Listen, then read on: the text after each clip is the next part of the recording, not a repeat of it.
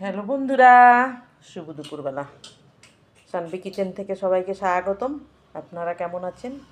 আশা করি ভালো আছেন বা ভালো থাকবেন। আমরাও ভালো আছি। তো সানভি কিচেনে আজকে দুপুরের রান্নাবাড়া দেখুন কি আছে। গরম সাদা ধোয়া ওঠা ভাত আছে, মাছের তেল কাঁচা লঙ্কা দিয়ে ভাজা আছে, চিকেন আর মাছ শস্য ঝাল। এটা কি মাছ আমি জানি না, সমুদ্রর মাছ। সেই রূপচাঁদের মতন, রূপচাঁদটা পেটের ধারে লাল থাকে কিন্তু এটা হলুদ থাকে, ঠিক ওরকমই দেখতে।